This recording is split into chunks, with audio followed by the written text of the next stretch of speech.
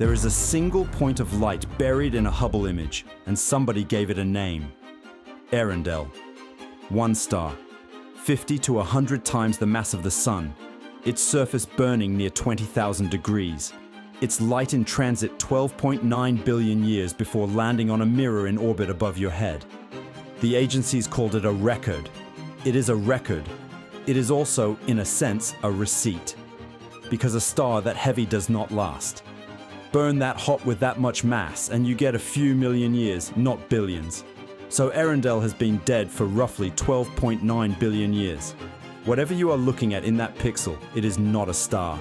It is an invoice from something that stopped existing before the Sun formed, before the Earth cooled, before there was anywhere for a person to stand. Now 3 facts, fast.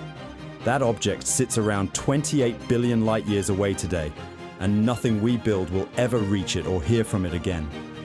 We only saw it because a cluster of galaxies happened to sit in the way and magnify it 1,000-fold. That alignment is temporary. It drifts. And every time we push deeper into that early universe, our best model of how it all assembled performs worse, not better. So here is the thesis, up front instead of saved for the end. The distance record is not the story. The story is that we are collecting evidence that is being permanently deleted while we collect it, and the framework we use to read that evidence is cracking at exactly the same depth. Those two things are happening together. Almost nobody says them in the same sentence. Before I go further, I want to know something. Where are you watching from? And what time is it there? Drop the city below. And be honest about this one. Had you ever heard that the farthest star humanity has ever seen no longer exists? I ask, because that gap is the whole problem. The distance between what was published and what people absorbed is where this story lives. The public version of Arendelle was a triumph. New record. Deeper than ever. Webb will do better. All true. All incomplete. Read the second paragraph of the press release and the tone shifts. Read the papers underneath, and it shifts again. What sounds like a milestone starts sounding like a measurement of how narrow our window is and how fast it is closing. That is where we are going. Not toward wonder, toward the arithmetic underneath it, and what that arithmetic says about how long any of this stays visible. Start with the official language, because it is careful, and almost nobody reads it carefully. When Hubble found Arendelle, the European Space Agency described a huge leap back in time. Accurate.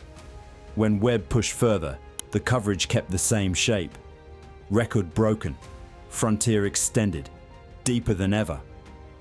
In 2025, a team announced a galaxy called MOEM Z14 at redshift 14.44, sitting only 280 million years after the Big Bang. It cleared peer review in January 2026. The title of the paper was A Cosmic Miracle. Sit with that title. Scientists do not use the word miracle as decoration. In a technical paper, that word is doing a job. So are the words that keep appearing around these discoveries.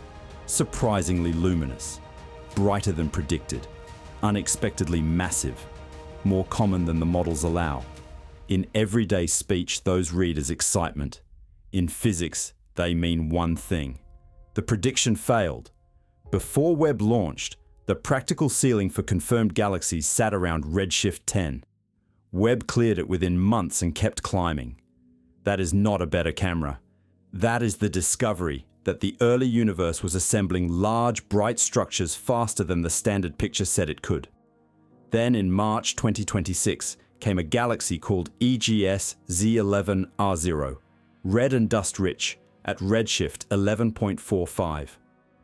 Dust is the leftover of dead stars. Finding it that early means whole generations of stars had already lived and died inside a window the models treat as barely enough time to begin. Here is what I am not saying, and I want it plain because this subject attracts people who will twist it. I am not saying the Big Bang is fake. I'm not saying cosmologists are lying, or hiding results, or protecting a story. The people finding these objects are the same people publishing the anomalies. That is the system working as designed. What I am saying is narrower and harder to dismiss. The observations are outrunning the model, and the public only received the half of that sentence that feels good. Watch how the two halves travel. The record goes into the headline, the news segment, the thumbnail. The anomaly stays in the abstract, in the discussion section, in the conference talk where somebody says we may need to revisit early star formation efficiency, and the room nods. Both are true. Only one of them reached you. Once you notice that split, you cannot read one of these announcements the same way, which raises the obvious question. Why should seeing something too early break anything? To answer that, you have to understand what distance actually means out there, because it is not one number. Ask how far away Arendelle is and you get several answers, all correct, none of them the same. That is not sloppiness. That is the physics. The universe is 13.787 billion years old. Light from Earendel traveled 12.9 billion of those years. So the intuitive answer is 12.9 billion light years, and it is wrong, because space did not sit still while the light crossed it. The usual analogy is an ambulance siren dropping in pitch as it drives away, useful for 30 seconds, then throw it out, because it implies the object is moving through space, and it is not. Space itself is expanding, everywhere, between everything. The light was not chasing a fleeing star. The road underneath it kept getting longer while the light was still on it, which is why the observable universe has a radius of about 46.5 billion light years, despite being under 14 billion years old. Nothing broke the speed limit. The distances grew. Arendelle sits roughly 28 billion light years out today. Notice what that means. The gap between when we see it and where it now is larger than the age of the universe. Translate that into something you can hold. Someone writes you a letter, then starts walking away. By the time the letter arrives, they are not where they were, and they are not walking anymore. They are standing on ground that keeps stretching, faster every year. You can read the letter. You cannot reply. You cannot follow. You will never learn what happened after they sealed the envelope. That is what redshift really is. Not a Doppler trick. A record of how much the road stretched underneath the signal in transit. Redshift 14.44 means the light arrived stretched more than 15 times over. Ultraviolet left the source. Infrared arrived here. The photons carrying the news are exhausted by the time anything counts them. And here is the part that gets skipped in every explainer. That channel is not stable. It is not a permanent feature of the universe, sitting there for whoever comes next. It is closing. Every year the stretch is greater. Every year distant objects dim further and shift redder. The letters keep arriving, but the paper is thinning, and eventually the ink runs out. We are not standing at the beginning of an era of deep observation. We are in the middle of one, and the exit is a real physical thing. Before we get to how that exit works, there is a smaller and more uncomfortable fact about Arendelle. The only reason we saw it was never something we controlled, built, or earned. Webb did not find Arendelle. Neither did Hubble. Not really. A cluster of galaxies found it. Put enough mass in one place, and it bends space around it. Light passing through that bend gets deflected, and if the geometry lines up, focused. Astronomers call it gravitational lensing, and inside every lens there are thin lines called caustics, where the magnification spikes to enormous values. A star sitting on a caustic can be brightened 1,000-fold, sometimes far more. Off that line, it is invisible. On it, it is a detection. Arendelle sits on a caustic line. That is the entire reason it exists in our data. The previous record holder tells the same story. Icarus, redshift 1.5, from a universe 4 billion years old, published in 2018. Icarus became visible because a compact object inside the foreground cluster drifted across the line of sight and briefly spiked the magnification. Then it faded. It was a flare in the geometry, not a steady source that patient observation pulled out of the dark. Every distance record for an individual star has come this way. Not one was achieved by telescope power alone. Not one. So the honest sentence is uncomfortable. Webb is not why we can see individual stars at cosmic dawn. Luck is. Webb is why we can confirm and study what luck hands us. Now here is the part that should bother you. Caustics move. clusters are not static sculptures. They are thousands of galaxies orbiting each other, and every mass inside tugs the lens out of shape.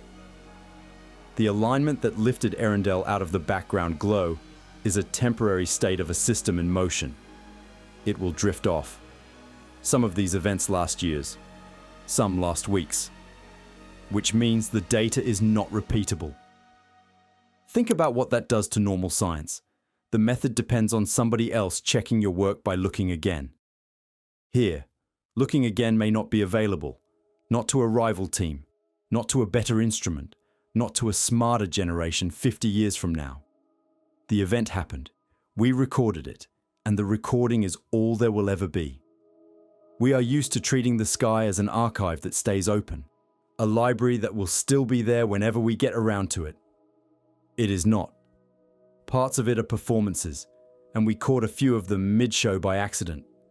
The instinct here is reasonable. Fine. Stop relying on flukes. Build something bigger. Collect more light.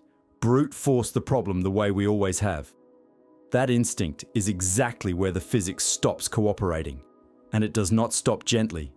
It stops at a wall. The intuition says distance is a dimmer switch. Twice as far, somewhat harder, build a bigger mirror. That intuition is wrong in a way that changes the problem. Brightness falls with the square of distance, and in an expanding universe, the distance that matters grows far faster than travel time. Then stack the redshift effects on top. The light arrives stretched, so the energy in each photon drops. The photons arrive spread out in time, so the rate drops too. For an extended object like a galaxy, surface brightness falls as 1 plus redshift to the 4th power. Push from redshift 6 to redshift 14, and that term alone is roughly a 15-fold penalty. So going from Arendelle at 6.2 to MOEM Z14 at 14.44 sounds like doubling. It is nothing like doubling. In photons actually collected, it is a collapse, and you claw it back only by stacking advantages. A cluster in precisely the right place, a caustic line, an object bright enough to be freakish, hours of exposure to gather what a nearby star delivers instantly. That is why every one of these records has a coincidence attached. There is no other way to buy the photons. Push further and the problem stops being difficulty at all. Rewind to before any star had ignited. The universe was neutral hydrogen, dark, expanding, and nothing emitted visible or infrared light because nothing had switched on yet. Astronomers call it the Dark Ages, and the name is literal. You cannot photograph a room with no lamp in it. Not with a bigger mirror. Not with more exposure. Not with better software. There is no signal to collect. That is a category change, not a difficulty change. Everything else in this story is about instruments being small. This is about light itself having nothing to carry. There is one way around it, and it is not a telescope. Neutral hydrogen emits at 21 centimeters in the radio. Catch that faint signal, and you could map the Dark Ages without a single star. The problem is that the signal sits buried under galactic foregrounds thousands of times stronger, and the cleanest place to listen is the far side of the moon, shielded from the radio noise of our own planet. Missions have been proposed. Prototypes have flown. A real map is decades away, and decades assume the funding survives politics. So the honest map of what we can see looks like this: a narrow band of extreme distance, reachable only with luck. Below it, a floor where light stops working. Above it, our own limits. Which brings us to the smallest and strangest constraint in this story: the observer. Strip away the metaphors, and here is what a deep field is. A cold mirror, 1.5 million kilometers from Earth, counting individual particles of light. Not imaging, counting. At these distances, the arrival rate is so low that detectors sit open for hours and register photons essentially one at a time. And the picture exists only because you add thousands of those arrivals and subtract the noise. A dark-adapted human eye can register a flash from a handful of photons landing on the retina at once. Webb needs hours of accumulation to say anything at all about these targets. Your eye is a better instrument than Webb, right up until the signal gets faint, and then the comparison stops being funny. The deepest exposures run tens of hours on a single patch of sky. Some programs run hundreds across many visits. Translate that. A full working day of staring at one dark rectangle, repeated and repeated, to produce a smear that a team will then argue about for 2 years. A deep field is not a photograph. It is a stack of patience. And there is a detail I keep coming back to. The photons that ended their journey inside that instrument left their source before the sun existed. They crossed the entire history of the solar system while in flight. Then they hit a sensor smaller than your hand and stopped. That is where the journey ends. Not in a discovery, not in a headline. In a silicon well, converted into a number. Now put a human timescale beside it. A researcher gets a handful of observing programs across a career, if they are fortunate. Telescope time is oversubscribed by factors of 5, 6, sometimes more. Proposals are rejected. Cycles are annual. A candidate object flagged at redshift 14 may wait years for spectroscopic confirmation, and that confirmation may arrive after the person who flagged it has moved on, or retired, or died.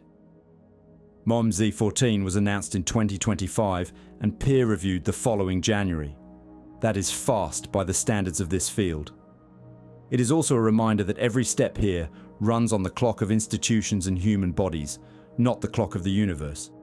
The generation collecting this evidence will not be the generation that understands it. That is not pessimism. That is just how the intervals work out. And all of that would be survivable if the collecting could simply continue, if the instrument were permanent, if somebody could always take the next exposure and the one after that for as long as the questions kept coming. Except the machine doing the counting has a tank, and the tank has a bottom. Webb does not orbit Earth. It sits out near the second Lagrange point, about 1.5 million kilometers away, holding station in Earth's shadow so its mirror can run close to absolute zero. That location is the reason it works. It is also the reason nobody is ever going to fix it.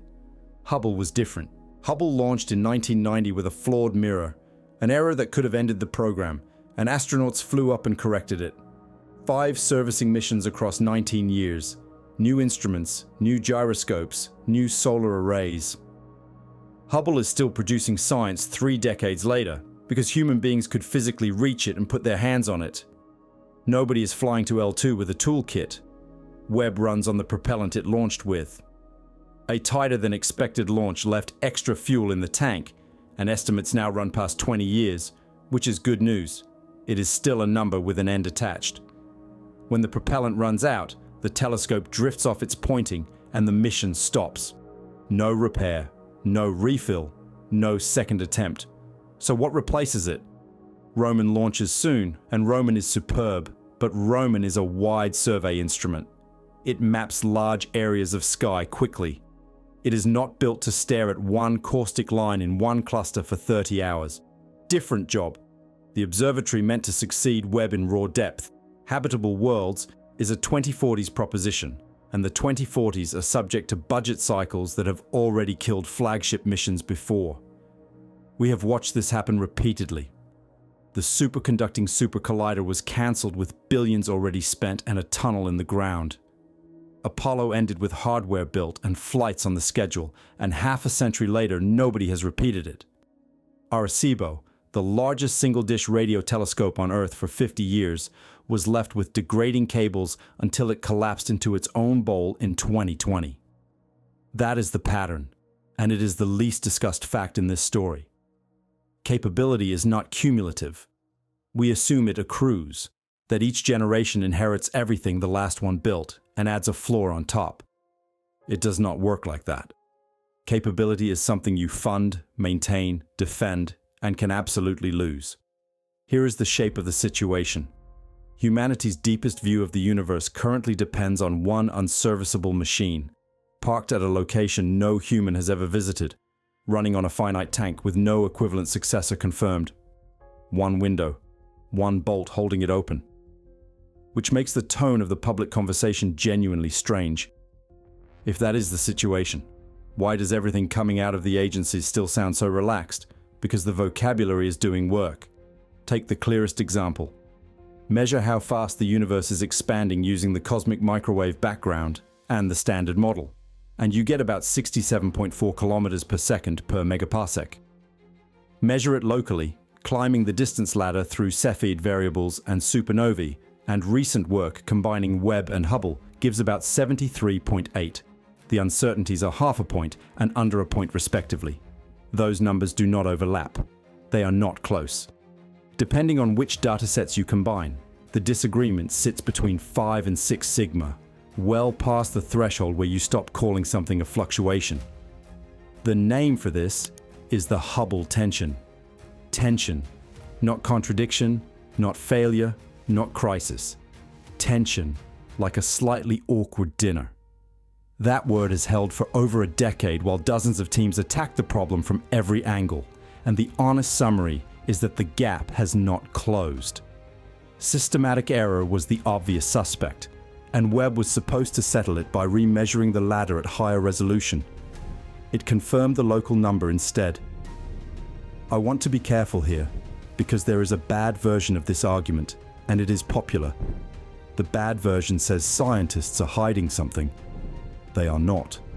Every figure I have used comes from their own papers and their own press releases. Their caution is correct practice. An understatement is what stops a field lurching after every anomaly. If they announced a crisis every time two measurements disagreed, they would be useless to everyone. The second bad version says all this proves the universe is young or that the Big Bang never happened. It does not. Bright galaxies at redshift 14 are not evidence for a 6,000-year-old cosmos. They are evidence that our model of how quickly the first structures assembled is incomplete. Those are wildly different claims, and only one of them survives contact with the data. So the problem is not dishonesty, it is translation. Careful language gets written for colleagues who already know that tension is the polite word for our model may be broken. It reaches the public as reassurance. The press office leads with wonder, because wonder earns coverage, and coverage protects budgets, and the discussion section stays where nobody reads it. Nobody lied at any point in that chain. The public still walked away with a picture calmer than the papers, and the number itself is not the deep problem. The deep problem is what a mismatch in the expansion rate implies about the thing driving that expansion and about everyone who comes after us. Which is where this stops being a story about telescopes. In 2007, Lawrence Krauss and Robert Scherer published a paper with a title that reads like a warning label: The Return of a Static Universe and the End of Cosmology. The argument is simple and hard to shake. The expansion is accelerating. Galaxies outside our local group are being carried away, and their light is being stretched toward nothing. Run the clock forward roughly 100 billion years. The local group has merged into one large elliptical galaxy. Everything else has crossed the horizon. The cosmic microwave background, the fossil light of the Big Bang, has been redshifted past any hope of detection. The sky is one island of stars surrounded by black. Now imagine astronomers living in that sky. Careful, honest, well-instrumented people. They look up and see no other galaxies, no redshift, no background radiation. They conclude they live in a single static, eternal galaxy in an empty universe. They would be completely wrong, and their data would be flawless. That unsettles me more than any asteroid has. Not a catastrophe, an erasure, a future in which the truth is unrecoverable from the evidence and nobody is lying. And it has already started. Because of the acceleration, most of what we can currently see is already beyond causal reach. Estimates put it near 94% of the galaxies visible tonight. A signal sent now, at light speed, arrives at none of them. Not late, never. We can see them, photograph them, measure them, and we can never touch them or be answered by them. 94%. That is not a distant projection about the far future. That is the sky above you right now. Then it gets less certain and, strangely, worse. The whole forecast assumes dark energy is a constant. Recent results from the Dark Energy Spectroscopic Instrument, combined with supernova and microwave background data, prefer an evolving dark energy over a fixed cosmological constant at somewhere between 2.8 and 4.2 sigma. That is not proof. Swap in a different supernova catalog and the significance moves. Analyses disagree, and the field is openly arguing about it. But run the honest version anyway. If the equation of state is changing, then our timetable for when the window closes is itself uncertain. And uncertainty here does not mean comfort. It means we do not know how quickly the room is going dark. So reverse the framing you started with. We are not early observers with plenty of time ahead of us. We are late ones, standing in a lit room, watching the lamps go out one by one, holding a camera, which changes what the data we are gathering right now actually is. So what we are actually holding is not research. Not only research, it is an archive. Line up everything we have established without softening it. The star is dead, and has been dead for nearly the entire history of the universe. The lens that revealed it is a temporary alignment inside a moving cluster, and the observation cannot be repeated by anyone, ever. Below a certain depth, light carries nothing at all, and the instrument that could reach past that floor does not exist, and will not for decades. The machine doing the looking is unserviceable, running on a finite tank with no confirmed successor.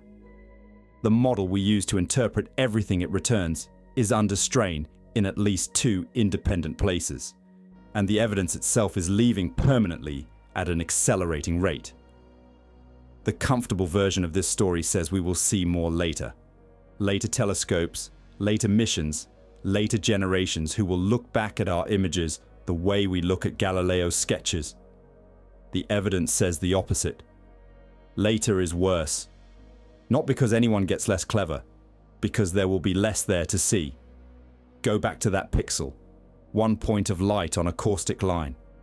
A star 50 to 100 times the mass of the sun, which lived and died inside a few million years, 12.9 billion years ago, before there was a solar system for anyone to be born into. Its light crossed a road that kept lengthening beneath it. It arrived stretched, exhausted, magnified by an accident of gravity that will eventually drift out of alignment. It landed on a cold mirror near a point in space no human has visited, on a machine with a fuel gauge, during the only era in which any of that was possible. So the question in the title was never how far can we see? It was how long can we see at all? And I want to be clear about what that argues for, because it does not argue for despair. It argues for the opposite. If this is the deepest, clearest, most information-rich moment the universe will ever hand an observer, then building the successor, funding the radio arrays, protecting the observing time, none of that is sentimental. It is triage. Everything we fail to record now is not delayed. It is lost. We are not the last people who will ever look up. We may be among the last who will see anything looking back. That is worth an archive. So take the exposures, keep the data, build the next one before the window narrows further. And the next time an agency announces a record, read the second paragraph.